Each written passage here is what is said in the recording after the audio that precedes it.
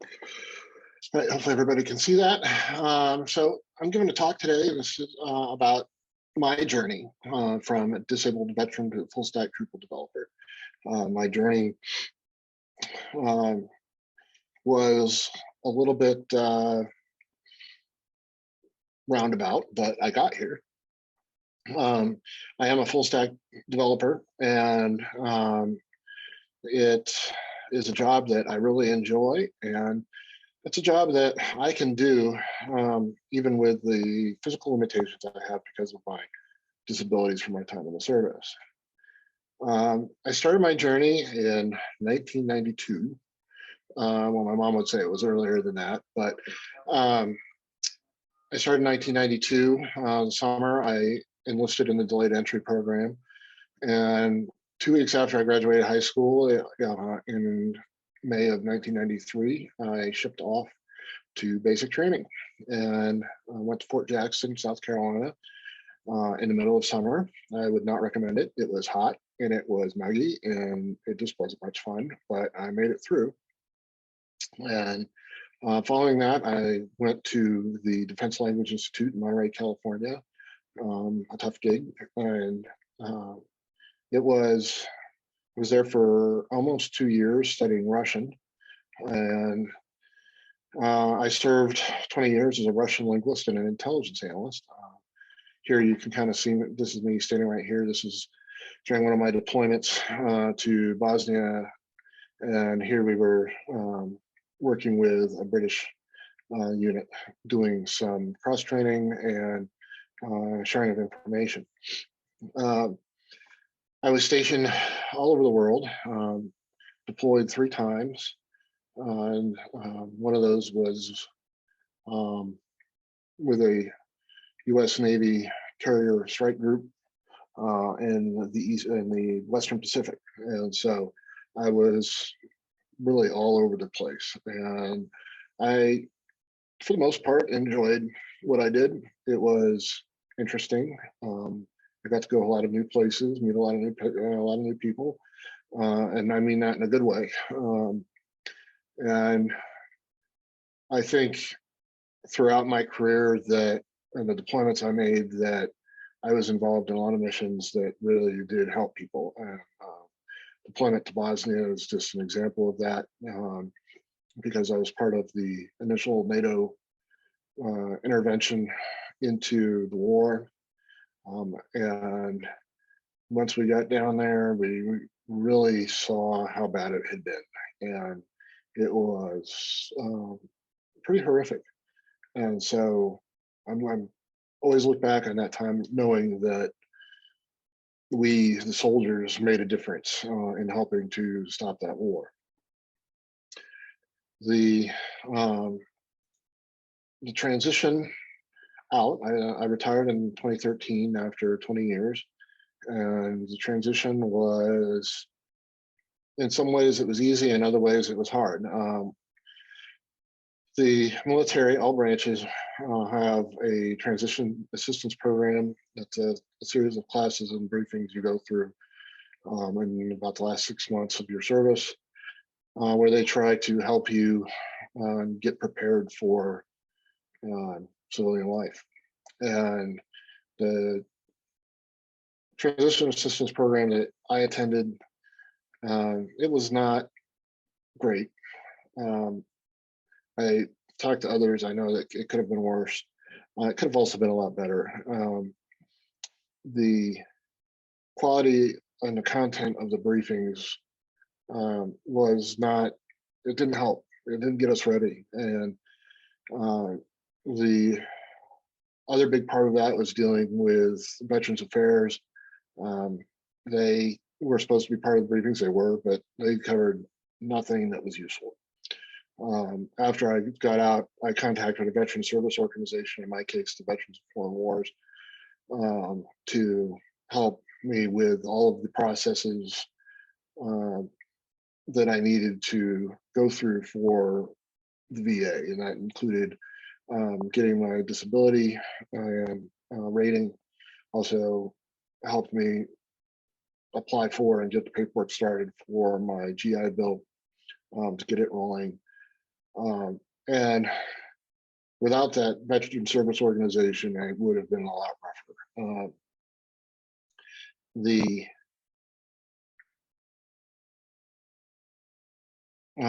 The first job I did was as a government contractor, and I didn't like it. I was pretty miserable, and so we had built up some savings, and so I left that position and spent some time trying to figure out what I was going to do. And it was just through happenstance that I was talking to a representative from my bank, of all people, and mentioned that I was trying to figure out what came next. And he mentioned that he was also a veteran and told me about vocational rehabilitation. And vocational rehabilitation is a program intended to help veterans who are disabled, any service connected disability, find a new vocation, find a new job or career. And my disability results from injuries to my back, and I cannot sit in a normal chair, bench, what have you, or stand for long periods of time without a great deal of pain. Anything over about 15 minutes, and it hurts. So I applied for vocational rehabilitation, was accepted into the program. And part of that program was you get assigned a caseworker, and our social worker who specializes in vocational rehabilitation. And they help walk you through the process. And I did a lot of tests and things designed. Most people probably recognize it as the same kind of stuff you do with a high school guidance counselor.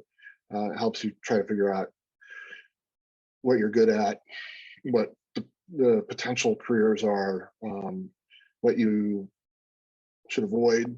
And one of the things that kind of got stuck in my mind at the time was to become a social worker so that I could work with other veterans and help them. And my idea was to be a clinical social worker doing therapy. And so I applied for and was accepted to graduate school. And after the first semester, I had so many problems with my back just sitting in class that I went back to my caseworker and I said, I can't do this. This is not going to be a good fit. I can't sit in an office chair in an office all day. And so we went back to work and came across tech and writing code as a potential match. I had studied computer science.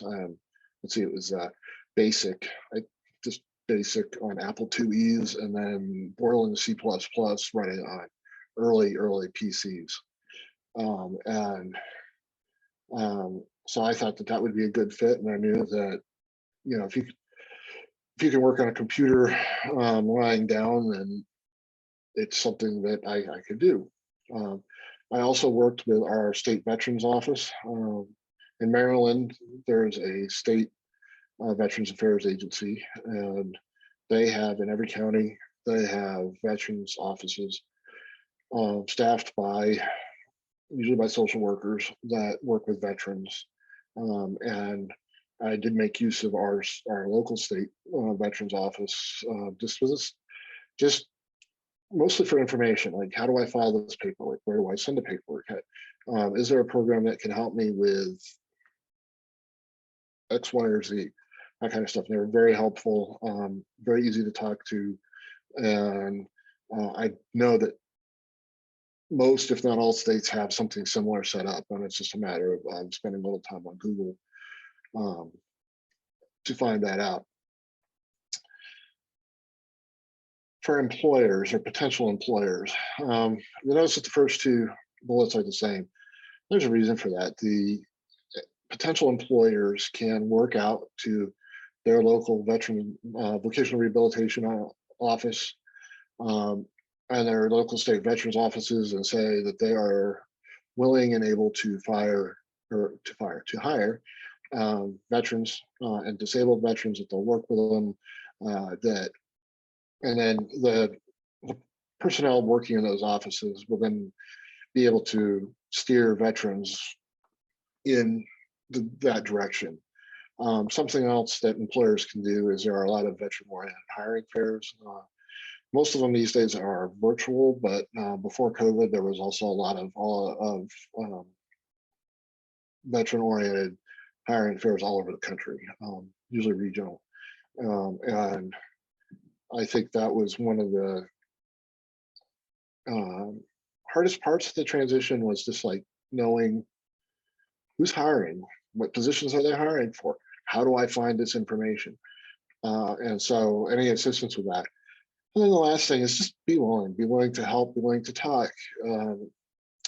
I did several, as I was in school to become a developer, I talked to people in tech, both designers, developers, IT, about what they do, what their jobs are, what the different aspects of their jobs are. And of course, as time goes on and our career field kind of continues to define kind of subfields, whether it's working in UX strategy or as a designer or as a front-end developer versus a back-end developer versus a full-stack developer. What do these mean? And just by putting that information, even if you're not in a position to hire somebody, hire a veteran, being willing to talk to veterans about what the jobs are, what do they mean, what are the descriptions, what do you do? Like I can read descriptions on Glassdoor about full stack developers, and every company kind of words it a little bit differently. But there are a lot of things that are shared just with that job description. So being willing to talk about that, even being willing to let people come in and shadow for a few hours, sit and talk to some actual developers about what do they do. I had that opportunity and it was so helpful. It helped me really gain the confidence that I was on the right path, that I was headed in the direction that was going to be a good fit for me. Tips and pointers.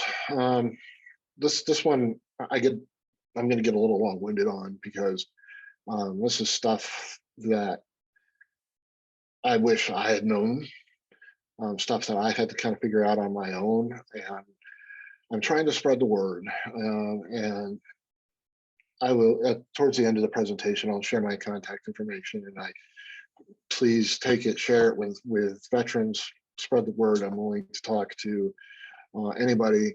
I have spoken with veterans about what is a web developer, what is a full stack developer versus a back-end developer versus front-end developer. How do I get started? Where can I go to school? What schools are available? What training do I need to do X? And that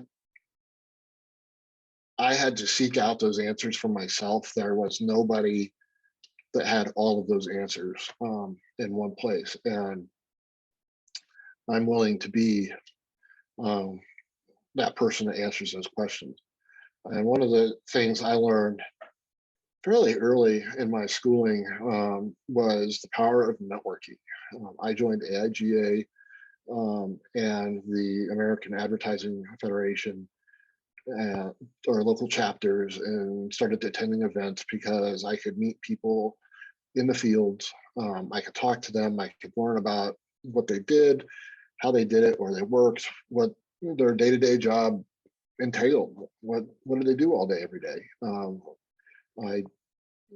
Some people, they call themselves developers, but they spend a lot more time in meetings because they're more of a tech lead. They're guiding, like, what platform are we going to use? What framework are we going to use? How are we going to use it? How does this integrate into the project? Stuff like that. Or there's the aspect that I do where I'm actually writing code most of the day, and I don't attend a whole lot of meetings. And I enjoy it. I enjoy my work, and I want to be able to share that, that what those differences are with people, with veterans seeking jobs, with transitioning service members who feel probably as lost as I did when I was getting out. Next thing I did was I sought out a mentor, and I ended up with several of them. A couple of them were professors, And then there was a couple that were local business people that worked at small local creative agencies that had the time and were willing to sit down and talk with me over a cup of coffee once every couple of months for half an hour for me to ask questions, bounce ideas off of, stuff like that. And that was immensely useful. And again, it helped give me that confidence and continue to build on that confidence that I was going in a good direction. And ultimately, that also led me to an internship. I had to seek out an internship. And even though the community college where I was going to school had an internship coordinator, part of doing an internship was finding it. And so the internship coordinator did help me, steer me towards like, who could I ask? I ended up asking one of my professors who worked for a local creative agency, and it's called Da Vinci Interactive, and they do internships. And so I applied and was accepted. I ended up getting a paid internship, and that I did over the summer, and that moved into what we called an externship. So basically, I was working between 20 and 40 hours a week there while I was going to school, gaining experience. And they did things for me. They set up interviews, like practice interviews, where I'd apply for a position that they were listing, and I'd go in and I'd interview for it, and then they would give me feedback. I spent a lot of time at the parent company too, talking to people working in all of the various fields. It was a full service. The parent company was a full service agency, JPL, up in Harrisburg, Pennsylvania, and Da Vinci Interactive was an e-learning company. And so I learned a lot more. And then that externship led into me getting hired on full time once I finished school. And I spent a couple more years there before I moved on. One of the things I did while I was in school is I got 2 degrees at the same time, and most people would consider it a double major. It's kind of a schools define it a little differently. But basically, they had 2 programs, web development and web design, and there was about 4 classes that were different between the 2. And so all the rest were shared. And so I started looking at that, and I talked to my advisor at school and said, hey, this looks like it would make sense. Is this something I can do? And he said, sure, yeah, that would be great. So I talked to my caseworker at Voc Rehab and said, hey, I want to do this. She was all for it. She was very supportive of anything that would help me enhance my eventual employability. And so I took several classes that were completely outside both degree programs, centered around Unix and Linux, to learn about how servers work. And those were a great help. But by taking those 4 extra classes, I ended up getting 2 degrees. And that just I felt like, 1, it made me more marketable. 2, even though I'm better at the code than I am at design, and I enjoy coding, and learning about design gave me a deeper understanding of what I was doing. It allows me to look at comps, at wireframes, and understand better about what the end goal is, which makes me better able to write the code to accomplish what needs to be accomplished. So whether it's to display a web page, or to collect information from a user, process that information, whether it's allowing them to register for something, to get a library card, to pay their tax bill, it doesn't matter. By being able to understand all the principles and everything that goes on with design, I was better able to, when it came time to actually build a website, write the code, to look at that and more fully understand what was going on, and also to add a little bit of extra self quality assurance, so that when I got to the end of building whatever I was building, I can then look at the comps and the web frames, and I can look at what I've done, and I can catch things that I probably otherwise wouldn't be able to catch. And so then that just means that by the time I turn it over to our QA specialist or to the designer who is doing visual QA on it, that it's going to be a more finished product, which is going to mean that there's less for them to catch, which ultimately makes me more efficient at what I do, which is always a good thing. Something else I did is I marketed myself. I did my own business cards.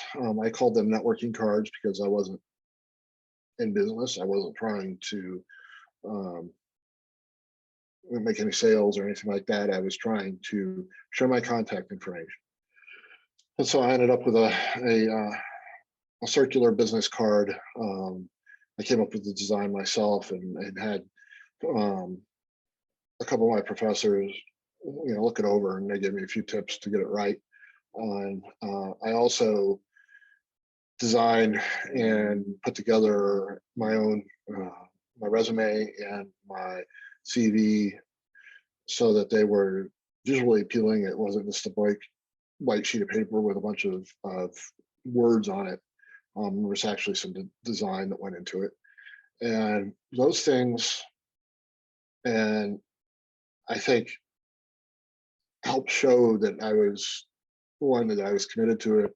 It also showed off a little bit of what I was, what my capabilities were.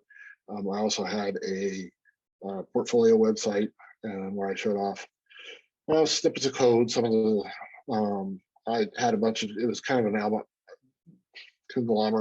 conglomeration of work that I had done. So while those work pieces themselves weren't necessarily connected to each other, they're all connected to me, and it allowed me to show off some of my skills. Another big thing, and this is I think important for everybody with disabilities, but especially for disabled veterans, is accommodations. When I went to graduate school, I had no idea that accommodations were even a thing. And nobody at the school said, hey, you should go talk to the accommodations office. And after I left that program and I went to the community college, my advisor there said, hey, since you're a disabled vet, you should go talk to the accommodations office. And there was a group of advisors. I think they were social workers and college counselors, like professionally. And they sat me down and we talked about what my limitations were and then what could be done by the college to help me out. And so some of those accommodations for me, because of my back and not being able to sit for long periods or stand for long periods, was being able to get up and leave class without having to interrupt things. Like if I need to go stretch out, or if I was just really hurt and I need to leave for the day, I could just get up and leave. Another one was that college textbooks are big and they're heavy. And so hauling around a bag full of textbooks with my back was not a good thing. And so they would reach out. I'd still have to buy the textbooks, the actual physical textbooks. But then once I had those and had the proof that I bought them, they would reach out to the individual publishers who would then provide an electronic copy. And so most of those were PDFs that I could then put on my iPad or on my computer. And that made it a lot easier because I didn't have to carry all this weight around. I mean, I still had to carry my computer because, well, I had to use it in class, but not having to carry around, 50 pounds or 100 pounds of books was super helpful.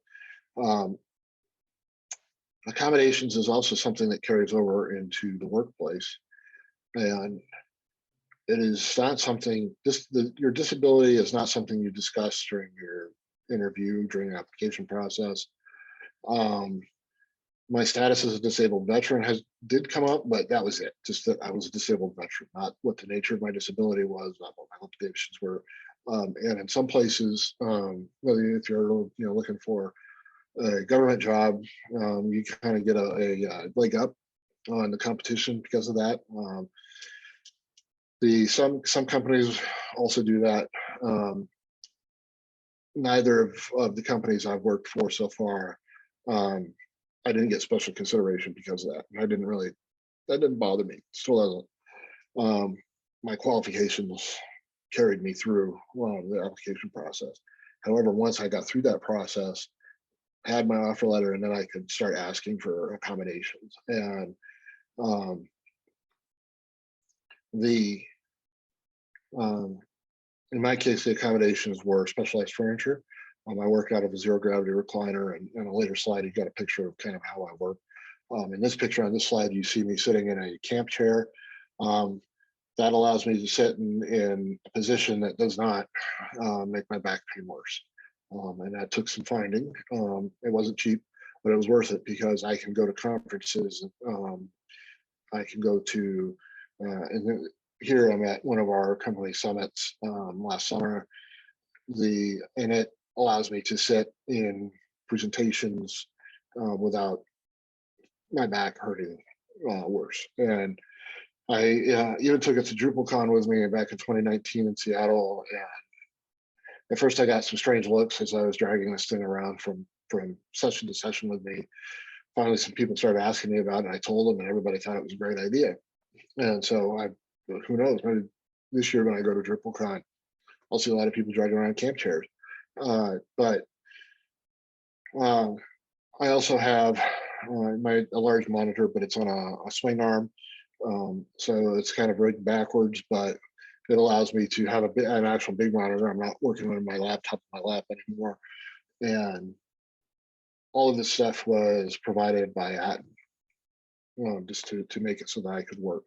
And I provided it all as an accommodation. And I was only required to explain what I needed and why I needed it. And that was it. There was no pushback on it. There was no anything. It was, I needed it. It was done. And a lot of companies, when I worked at DaVinci there, it was the same thing. If I needed it, it was done.